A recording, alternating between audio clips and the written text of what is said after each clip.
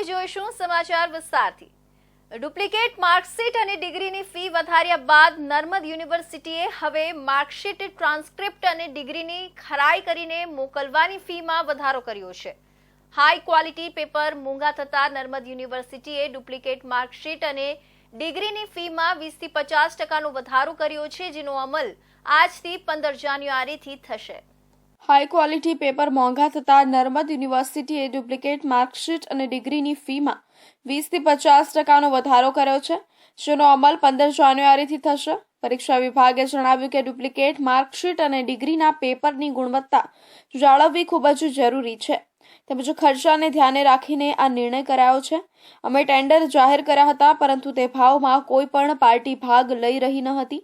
યુનિવર્સિટીએ પ્રવેશથી માંડીને ડિગ્રી મેળવવા સુધીની કામગીરી ઓનલાઈન કરી છે, જોકે ડુપ્લિકેટ માર્કશીટ અને ડિગ્રી મેળવવાની કામગીરી હજી પણ ઓફલાઈન છે, જેથી વિદ્યાર્થીઓએ ₹200 સુધીનો ટ્રાન્સપોર્ટેશન ખર્ચ કરીને યુનિવર્સિટી આવવું પડે છે, તેમજ ₹50 સુધીના ઝેરોક્સ ખર્ચ સાથે ₹100 થી 300 સુધીની ડુપ્લિકેટ માર્કશીટ અથવા ડિગ્રીની ફી ભરવી પડે છે। આમ વિદ્યાર્થીઓને ₹550 સુધીનો ખર્ચ થઈ જાય છે, જેથી વિદ્યાર્થીઓની માંગ છે કે આ કામગીરી ઓનલાઈન કરવામાં આવે। પરીક્ષા વિભાગે કહ્યું કે હેન્ડ ટુ હેન્ડમાં 25% થી 50% સુધીનો વધારો કરાયો છે, જ્યારે ભારતમાં પોસ્ટ મોકલવામાં 25% થી 67% સુધીનો તેમજ વિદેશ મોકલવામાં 67% સુધીનો વધારો કરાયો છે।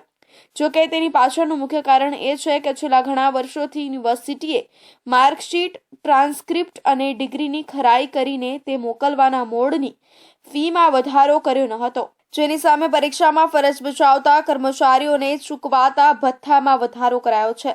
આમ ખાદ્ય પુરવા માટે ફીમાં વધારો કરવાની યુનિવર્સિટીને ફરજ પડી છે। તેની પાછળનું મુખ્ય કારણ એ છે કે છેલ્લા ઘણા વર્ષોથી યુનિવર્સિટીએ માર્કશીટ, ટ્રાન્સક્રિપ્ટ અને ડિગ્રીની ખરાઈ કરીને તે મોકલવાના મોડની ફીમાં વધારો કર્યો ન હતો, જેની સામે પરીક્ષામાં ફરજ બજાવતા કર્મચારીઓને ચૂકવાતા ભથ્થામાં વધારો કરાયો છે। આમ ખાદ્ય પુરવા માટે ફીમાં વધારો કરવાની યુનિવર્સિટીને ફરજ પડી છે।